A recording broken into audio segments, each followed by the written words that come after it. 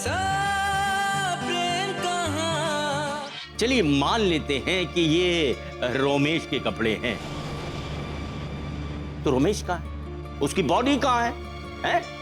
उसकी बॉडी की तलाश के लिए ही तो ये छानबीन चल रही है। अब तो मैं सोच रही हूँ कि हेमदी से कहकर मैं भी नारी निकेतन में भर्ती हो जाऊं। कुछ ना कुछ तो सीख ही जाऊंगी, कुछ करने लायक बन जाऊंगी। रोमेश के कपड़े? पुलिस ने बेले घाट से ये कपड़े बरामद किए। लेकिन आप ऐसा कैसे कह सकते हैं कि वो रोमेश के ही कपड़े हैं? ये मैं दावे के साथ कह सकता हूँ बारिन बाबू, क्योंकि इसकी पुष्टि खुद हेम जी ने की। तुम्हें तो ये भी लगता है कि वो जिंदा है, मगर तुम्हारी बात ये अभी तक सच नहीं हुई है। तुम कहना क्या चाहते हो? बॉडी, मैं ये कहना चाहता हूँ कि रोमेश तुम्हारे दिमाग में इतना हावी हो चुका है कि उसके ना होने के बावजूद भी तुम्हें सारी चीजें उसी की ही लगती हैं। जिन चीजों को मैं अपने आंखों से देख कर आई हूँ और तुमने देखा तक नहीं है, तो तुम इतने यकीन के साथ कैसे कह सकते हो? बॉडी, मैं यकीन के साथ तो नहीं कह सकता। मैं सिर्फ इतना कहना चाहता हूँ कि जिन चीजों को तुम रोमेश तक पहुंचने का रास्ता मान रही हो सकता है कि रोमेश का उन चीजों से कुछ लेना देना ही ना हो। मुझे तुम्हारे यकीन का तो मालूम नहीं, मगर उन चीजों की मदद से हमें रमेश के बारे में कुछ न कुछ जरूर पता चलेगा। बॉडी, भरोसा तो तुम्हें और बाबा को भी था उस रोमेश पर, मगर उसका नतीजा क्या निकला? हमें सिर्फ झूठ सुनने को मिला और दुख ही दुख मिले, और उसी दुख और दर्द के तले दबकर हम अपनी जिंदगी गुजारने के लिए मजबूर हैं। जोगी, तुम्हें सिर्फ अपनी ही मजबूरी दिखाई देती है। रमेश उस दिन मुझे सब सच बताने आया था। उसी दिन मुझे उसकी बात सुन लेनी चाहिए थी, मगर उस दिन मैंने अपने ऊपर एक असहाय अबला औरत की चादर ओढ़ ली और बात पहुंचते पहुंचते यहां तक आ गई। अगर बॉडी, उसको ये सच बताने की नौबत ही क्यों आई? अगर उसने ये झूठ ना रचाया होता, उसकी जरूरत ही नहीं पड़ती। रमेश ने झूठ रचाया, ये आक्षेप है। ऐसा भी तो हो सकता है कि हमें सिर्फ आधा सच पता हो और हम एक ही साइड जानते हो। मगर वही हमारा पक्ष है बॉडी। उसके हिसाब से तो वो अपने झूठ को भी सच बता देगा, मगर हमारे हिसाब से उसके झूठ के कारण बाबा हॉस्पिटल में पहुंच गए और तुम अपनी नॉर्मल जिंदगी जीना ही भूल गई और हम उसके आसपास ही घूमते रहे। तुम अपनी बातों को सिर्फ तूल दे रहे हो, और आजकल तुम सिर्फ इन्हीं पचड़ों में पड़े रहते हो और घर में ही बैठे रहते हो। हाँ काका, मैं भी आपकी बात से सहमत हूँ। इसने अपना सारा कामकाज छोड़ के इस घर की और मेरी चिंता में व्यस्त रहता है, और जिन बातों का कोई मतलब नहीं होता उसमें अपना दिमाग दौड़ाता रहता है। तो फिर किन बातों का मतलब है बॉडी? मतलब है तुम्हारी पढ़ाई पूरी करने का। देखो बेटा, अब सारी चीजें व्यवस्थित हो चुकी हैं, तो अब तुम्हें विदेश जाने की तैयारी करनी चाहिए अपनी पढ़ाई के लिए। कौन सी चीजें व्यवस्थित हो गई हैं काका? कुछ भी तो नहीं बदला। क्यों नहीं बदला? क्यों नहीं बदला? बेटा चोल में ना, अरे दादा स्वस्थ हो रहे हैं और मैं भी घर के थोड़े बहुत काम कर ही लेता हूं भाई। हाँ जोगी, इन बातों में पढ़ने से कोई फायदा नहीं है। तुम्हें अपनी जिंदगी के बारे में सोचना चाहिए, अपनी आगे की पढ़ाई के बारे में सोचना चाहिए, और इन सब बातों के लिए हम हैं ना यहाँ पर। और जोगिन, तुम्हारे यहाँ रहने से हमारी कौन सी परेशानी दूर हुई जा रही है? काका, मुझे इतना जरूर पता है कि जो भी चीजें हो रही है मेरे सामने हो रही हैं। मुझे इस बात की चिंता नहीं है क्या हो रहा है, क्यों हो रहा है। मैं बस इतना जानता हूँ, जब तक वो बदमाश पकड़ा नहीं जाता मैं यहाँ से नहीं जाऊंगा। मगर जोगिन, पुलिस भी तो छानबीन कर रही है ना, और ऐसे कामों के लिए थोड़ा वक्त भी तो लगता है। बॉडी प्लीज, तुम मुझे बार बार समझाने की कोशिश मत करो। मुझे राहत तब मिलेगी जब वो बदमाश पकड़ा जाएगा।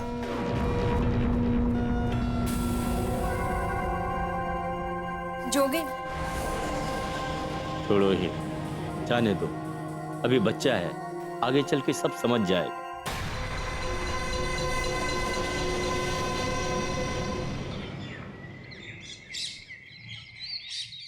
आज फिर खामोशी का आलम है भाई। इश्क में हम तुम्हें क्या बताएं। अरे अरे इश्क चीज ही ऐसी है। अरे नहीं नहीं बोला, ये इश्क नहीं है, ये बुखार उतरने की बाद वाली हालत है। अब साहब को देख लो, अभी तो ठंडी आहें भर रहे हैं। अब ये वही है ना, जब क्यारी खोद कर पौधा तुम लगाओ और फूल कोई और तोड़ के ले जाए। अरे बहादुर, तू बात तो ऐसे कर रहा है कि जैसे कितने बड़े माली हो। अरे सच्चाई तो ये है कि एक फूल कभी कायदे से नहीं तोड़ा तूने। बातें कर रहा ठंडी आहों की, मोहब्बत की। अरे यहाँ दुनिया लुटे बैठे हैं और एक झलक तक नसीब नहीं हुई। अब नसीब तो साहब का भी जोरदार नहीं है इस मामले में, लेकिन अब खुद को समझाना पड़ता है ना। समझाना तो पड़ता ही है। क्या बातें चल रही हैं तुम दोनों के बीच? मैं और मेरी तन्हाई अक्सर ये बात करते हैं। हाँ? कि तुम होती तो क्या होती। तुम असल बातें छोड़कर बाकी सभी बातों में दिन काट दो। सरकार हमें इसीलिए तो तनख्वाह देती है ताकि हम यहां बैठकर प्यार और मोहब्बत की बातें कर सके। जरा अपनी अपनी कमर कस लो। अब कुछ भी कर कर हमें रोमेश के केस में सबूत इकट्ठा करना ही पड़ेगा। जी साहब जी। जी साहब जी। एक तो मुझे खुद इतनी चिंता खाई जा रही कि सारे सबूत होते हुए भी हम रोमेश को खोज नहीं पा रहे। हमें रोमेश को हर हाल में ढूंढना ही होगा। अगर वो जिंदा है तो जिंदा, और अगर मर चुका है तो उसकी बॉडी ही सही। साहब, उसकी बॉडी तो अभी गल गई होगी, अभी सिर्फ उसकी हड्डियां ही मिलेगी, वो भी गंगा के तल में। सवाल हमारी निष्ठा का, कर्तव्य के प्रति हमारे लगन का, ये सवाल हमारे ड्यूटी का। जब भी कोई बात साबित नहीं होती, लोग उसका सारा दोष पुलिस के मत्थे मढ़ देते हैं। पुलिस ही लापरवाह है। लेकिन अब हम अपनी मेहनत से दिखाएंगे कि पुलिस क्या कर सकती है।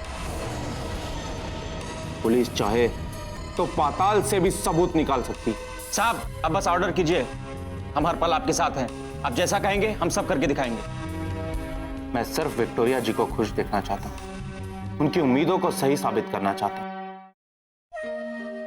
प्यार का मतलब बस हासिल करना नहीं होता है, इसकी शक्ति, इसके प्रभाव में विश्वास करना पड़ता है।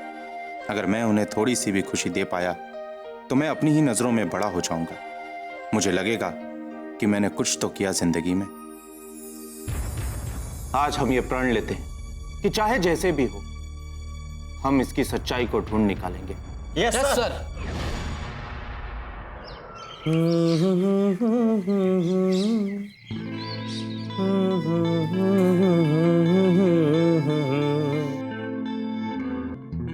अरे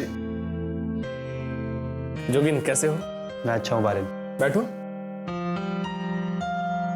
हाँ जोगिन, बोलो। कुछ बातें पूछनी थी तुमसे बारिन। हाँ पूछो ना। तुम पुलिस स्टेशन गए थे रोमेश के केस के सिलसिले में। हाँ गया था। तो क्या हुआ वहां पर? क्या पूछा इंस्पेक्टर मान ने तुमसे? एक्चुअली इंस्पेक्टर मान ने मुझे इसलिए बुलाया था क्योंकि वो इंसान जिसने रमेश का एक्सीडेंट होते हुए देखा था, ये मिलाने के लिए कि हम दोनों एक ही घटना के बारे में बात कर रहे हैं या अलग अलग। फिर क्या वो इंसान अपनी बातों पर अटल रहा कि उसने ही रमेश का एक्सीडेंट होते देखा और उसे गंगा नदी में गिरते हुए देखा। फिर जब पुलिस को रमेश की सारी चीजें मिल रही हैं तो उसकी बॉडी क्यों नहीं मिली?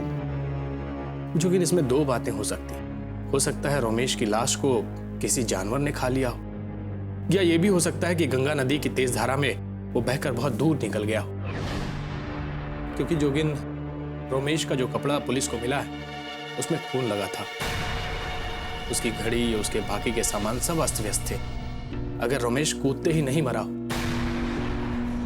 तो उस तेज धारा में किसी का भी बच पाना बहुत मुश्किल है। नहीं बारिन, मुझे ये जवाब काफी आसान लग रहे हैं। मुझे इस मामले में अब संदेह पैदा हो रहा है। जोगिन, तुम किस बात के लिए चिंतित हो? रमेश मर चुका है या अगर वो जिंदा हुआ तो? मैं किसी और बात से चिंतित नहीं हूँ बारिन।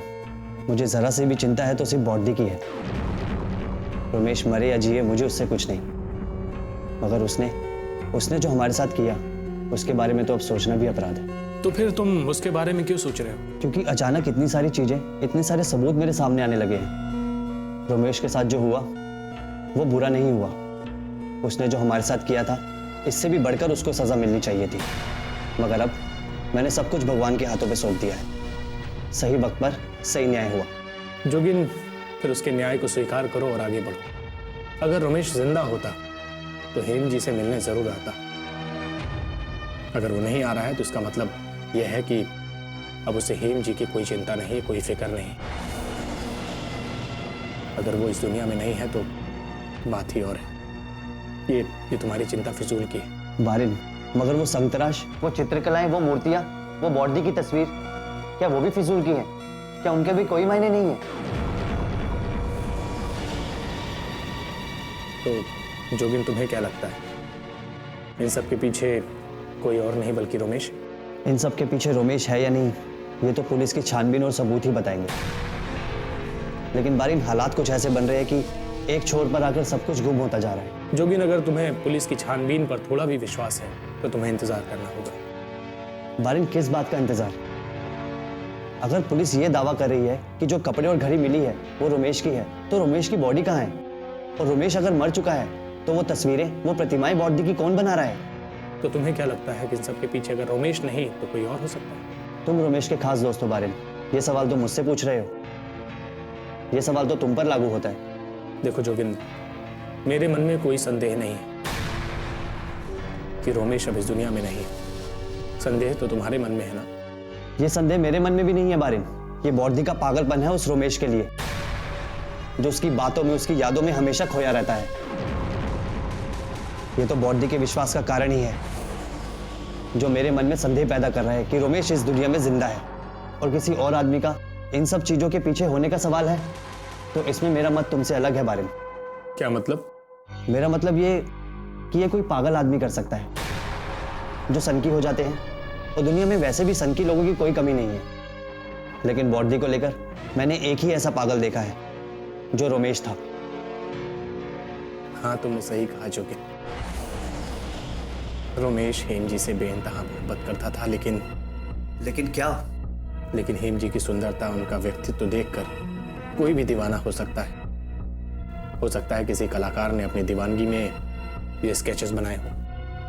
तुम्हें क्या लगता है बारिन, कौन हो सकता है ऐसा कलाकार? हाँ जोगिन, संतराश हो सकता है, क्योंकि वो भी तो एक अव्वल दर्जे का कलाकार है। ये तो मुझे नहीं पता बारिन कि वो संतराश है या नहीं, मगर मैं बॉडी को परेशान और नहीं देख सकता। ये तो उनका खुद का विश्वास है जोगिन।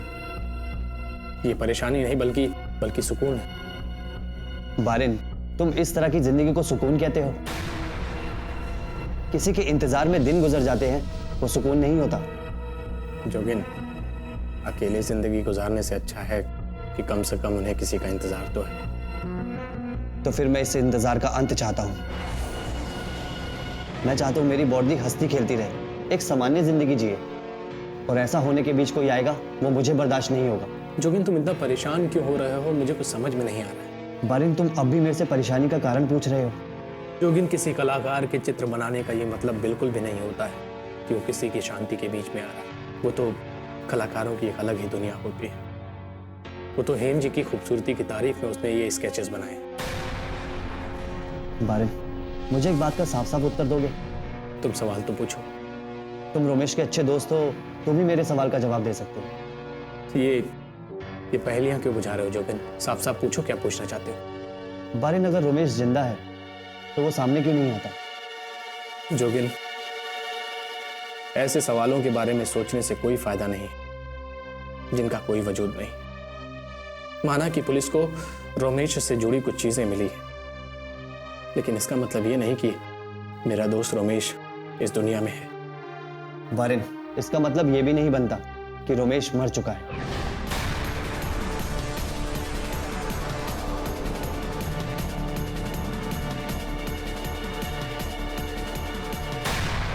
मैं कोई भी खतरा उठाने पर तैयार हूं। रंगराज जी, मेरे ख्याल से ज्वाला जी ठीक कह रही हैं। एक नौकर मुझे समझाएगा कि मुझे किस तरीके से सोचना है? तेरी औकात क्या है?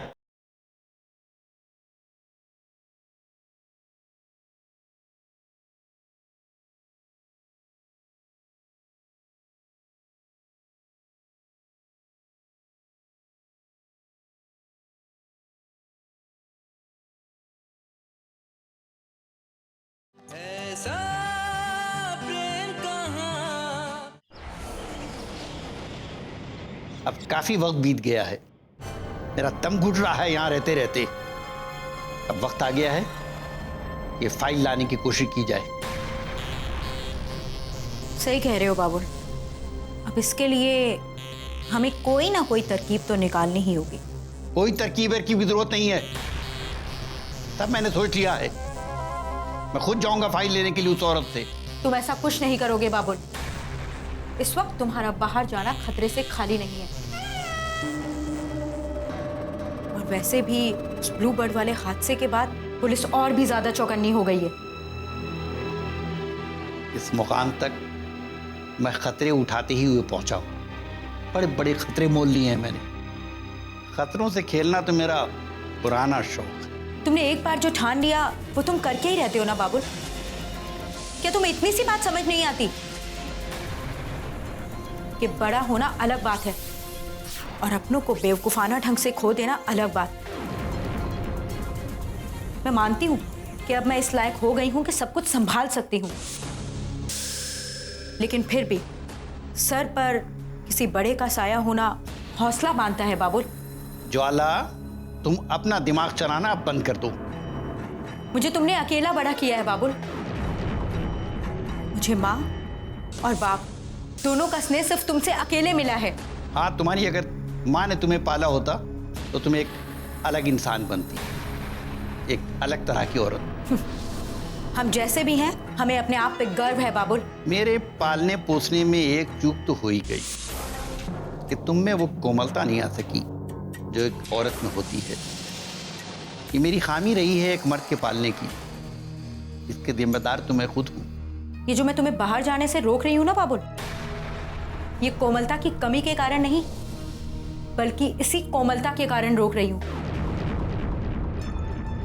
हमें डर है बाबुल कि कहीं कुछ गड़बड़ ना हो जाए, हम कहीं कुछ खो ना दे। बिगल तो मेरा रहा है। मेरी उम्र कम होती जा रही है और मैं बंद के रह गया हूं इस जगह पर। थोड़ी आज़ादी के लिए मुझे खतरा तो उठाना ही पड़ेगा। तो क्या इस खतरे के लिए तुम जिंदगी भर का किया धरा सब कुछ लुटाने के लिए तैयार हो? लेकिन मैंने जो कुछ बनाया है ये सब खतरे उठाकर ही बनाया है मैंने। ये खतरे तुमने तब उठाए थे बाबुल जब तुम्हारे पास खोने के लिए कुछ भी नहीं था। लेकिन आज जब तुम्हारे पास सब कुछ है तो तुम सब कुछ क्यों बिगाड़ने पर लगे हुए हो? मैंने जो कुछ बनाया है अपनी मेहनत और अपनी हिम्मत से बनाया है। खतरे उठा उठा के बनाया है और अपनी आज़ादी की खातिर मैं कोई भी खतरा उठाने पर तैयार हूं। रंगराज जी, मेरे ख्याल से ज्वाला जी ठीक कह रही हैं। अगर आप उनकी बात को ठंडे दिमाग से सुने, होशियारी से सोचें, तो आपको उनकी बातों में दम लगेगा। होशियारी से? क्या अब तक मैं बेवकूफी भरी बात कर रहा हूं? एक नौकर मुझे समझाएगा कि मुझे किस तरीके से सोचना है। तेरी औकात क्या है? अपने को बहुत होशियार समझता है? एक नौकर की तरह रहे। तेरी हिम्मत कैसे पड़ी हम बाप बेटी के बीच में बोलने की? अगर आइंदा तूने इस तरह से बीच में जबान खोली ना तो तेरी जबान खींचकर कुत्ते के सामने डाल दूंगा।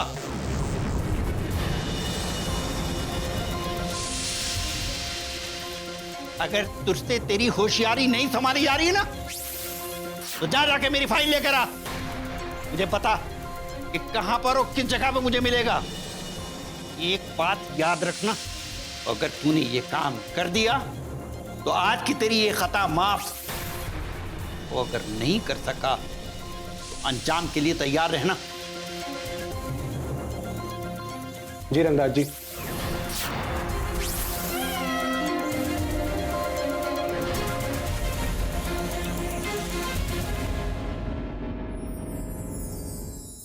देखो अनिरुद्ध, मुझे सारी बातों की खबर नहीं हो पाती है। दादा कैसी बातें कर रहे हैं? अरे आपको सारी बात बताई जाती है। देखो, मैं इतना बीमार नहीं हूं कि मुझसे बातें छुपाई जाए। दरअसल में हेम का कहना था कि दादा को ज्यादा परेशान ना किया जाए, इसलिए आपसे छिपाते रहे। देखो, कुछ चीज ऐसी होती है जिसका अंदेशा नहीं होता। अरे माना कि तुम सब चीजें बहुत अच्छे से संभाल रहे हो, लेकिन अपनी मुश्किलें मुझे भी तो बता सकते हो कि नहीं? दादा, जब किसी मुसीबत में फंस जाएंगे तो हम कहाँ जाएंगे? आपके पास ही आएंगे, है कि नहीं? कैसी बात कर रहे हो? ब्लू बर्ड वाली घटना तुमने मुझे बताई क्या? दादा, हमें लगा कि आप चिंतित हो जाएंगे, इसलिए। चिंता तो मुझे है। देखो, हेम को वहां नहीं जाना चाहिए था। लेकिन दादा, हेम की जिद है कि जब मैं नारी निकेतन के लिए काम करती हूं तो ये सब मेरी जिम्मेदारी। देखो अनिरुद्ध, हेम अभी बच्ची है। सारी बातें माना कि वो अच्छी तरह से समझती है, लेकिन वो अपना ख्याल ही नहीं रखती। मुझे तो बच्ची बहुत भाग गई है। जोगिन की जिंदगी संवार देगी। मैं समझा नहीं दादा। अरे अनिरुद्ध, अब जोगिन की उम्र भी तो शादी लायक हो गई है ना? शादी? लेकिन परी से शादी?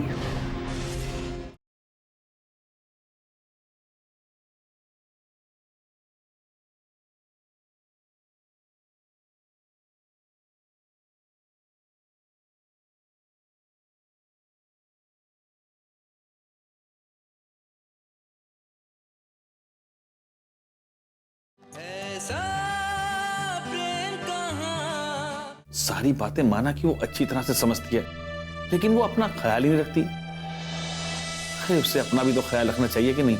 लेकिन दादा, उस घटना के बाद हम लोग पूरी तरह से सचेत हैं। पूरी तरह से सतर्कता बरती जा रही है। हाँ, वो जो वहां लोग छुपे हुए थे, उनके बारे में कुछ पता चला कि नहीं? नहीं दादा, अभी तक तो कोई बात सामने नहीं आई। वहां इस तरह की घटनाएं पहले भी हो चुकी हैं। उस जगह का तो लाइसेंस रद्द होना चाहिए। मैं आज ही एसपी सिटी से बात करता हूँ। नहीं दादा, आप खुद को क्यों तकलीफ दे रहे हैं? आप अपनी सेहत का ध्यान रखिए ना। दादा, बाकी बातों के लिए हम हैं ना, और पुलिस है ना, खुद इसकी छानबीन में लगी है। देखो, अपना ख्याल तो सभी रखते हैं, लेकिन आदमी वो है जो दूसरों का भी ख्याल रखे। अब देखो, उस बच्ची को देख लो, सारा दिन हेम के पीछे हेमदी कहती रहती है। और ऐसे वक्त में अगर वो बच्ची ना होती तो हेम अपने आप को कैसे संभाल पाती? तुम ही सोचो अनिरुद्ध। हाँ दादा, ये तो है। उसके रहने से घर में पूरी जान रहती है। सारे घर को संभाला हुआ किसी को कोई तकलीफ नहीं होती है, किसी तरह की भी। देखो अनिरुद्ध, मुझे तो बच्ची बहुत भाग गई है। जोगिन की जिंदगी संवार देगी। मैं समझा नहीं दादा। अरे अनिरुद्ध, अब जोगिन की उम्र भी तो शादी लायक हो गई है ना? शादी? लेकिन परी से शादी? ये तो जोगिन के साथ नाइंसाफी है दादा। नाइंसाफी? कैसी नाइंसाफी? दादा, ये दोनों अलग अलग माहौल में पले बढ़े हैं। ये बात अलग है कि वो हमारे घर में रहती है, लेकिन उनका रहन सहन, सामाजिक दायित्व सब अलग अलग है। ये कैसे हो सकता है? ये बेमेल की शादी होगी दादा। आप क्या बात कर रहे हैं? कहां जोगिन, कहां परी? नहीं दादा, मैं नहीं मानता। देखो अनिरुद्ध, इन बातों से मैं भली भांति वाकिफ हूं। दादा, मैं समझता हूं कि जोगिन इस रिश्ते में घुट कर रह जाएगा।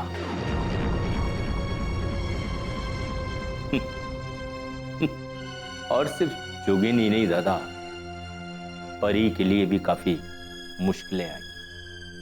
उससे जब भी कोई आशा की जाएगी दादा, वो कसौटी पे खरी नहीं उतर पाएगी। मुझे एक फाइल चाहिए। ठीक है कक्की, मगर वो फाइल रखी कहाँ है?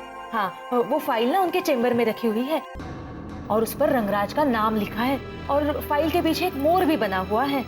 अच्छा ठीक है, ये शाम की सब्जी काट लेने दो, मैं लेकर आती हूँ। अरे नहीं नहीं, तू अभी चली जा। अभी सब सो रहे हैं। मेरा मतलब है दादा अभी सो रहे हैं। तो तू अभी फाइल ला देगी तो मैं उनके उठने से पहले उन तक पहुंचा दूंगी। ठीक है कक्की, जैसा तुम ठीक समझो। मैं गेस्ट हाउस में जाकर देखती हूँ।